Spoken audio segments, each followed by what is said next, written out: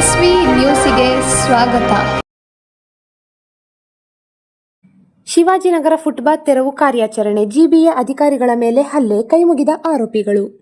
ಶಿವಾಜಿನಗರದಲ್ಲಿ footpath ತೆರವು ಕಾರ್ಯಾಚರಣೆ ವೇಳೆ ಜಿಬಿಎ ಅಧಿಕಾರಿಗಳ ಮೇಲೆ ಹಲ್ಲೆ ನಡೆಸಿದ್ದ ಆರೋಪಿಗಳು ಪೊಲೀಸರ ಕೈಗೆ ಸಿಕ್ಕಿಬಿದ್ದಿದ್ದು, ಕೊನೆಗೂ ತಪ್ಪೊಪ್ಪಿಕೊಂಡಿದ್ದಾರೆ.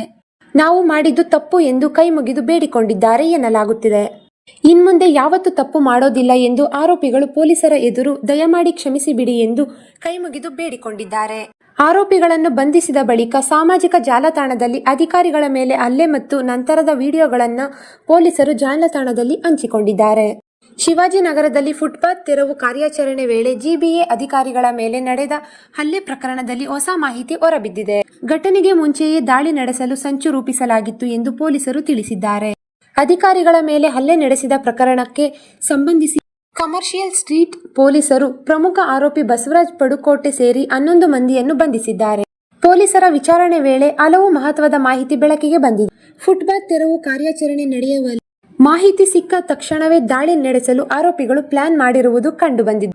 ಪ್ರಕರಣದ ಪ್ರಮುಖ ಆರೋಪಿ ಬಸವರಾಜ್ ಪಡುಕೋಟೆ ತನ್ನ ಚಾಲಕನ ಮೂಲಕ ಪೆಪ್ಪರ್ ಸ್ಪ್ರೇ ಖರೀದಿಸಿದ್ದ ಎನ್ನುವ ಮಾಹಿತಿಯು ತನಿಖೆಯಿಂದ ತಿಳಿದುಬಂದಿದೆ. ಕಾರ್ಯಾಚರಣೆ ವೇಳೆ ಪೊಲೀಸರು ಮತ್ತು ಮಾಧ್ಯಮದವರು ಸ್ಥಳ ಇಲ್ಲದ ಸಮಯ ನೋಡಿಕೊಂಡು ದಾಳಿ ನಡೆಸುವಂತೆ ಸಂಚು ರೂಪಿಸಲಾಗಿತ್ತು ಎಂದು ತನಿಖೆಯಲ್ಲಿ ಬಹಿರಂಗವಾಗಿದೆ. ಹಲ್ಲೆಯ ನಂತರ ಪ್ರಕರಣಕ್ಕೆ ಕನ್ನಡ ಧ್ವಜ ಮತ್ತು ಗಣೇಶ ದೇವಸ್ಥಾನದ ವಿಚಾರವನ್ನ ಜೋಡಿಸಿ ಘಟನೆಯ ದಿಕ್ಕು ತಪ್ಪಿಸುವ ಪ್ಲಾನ್ ಕೂಡ ಇವರದಾಗಿತ್ತು ಎಂದೇ ಹೇಳಲಾಗುತ್ತದೆ.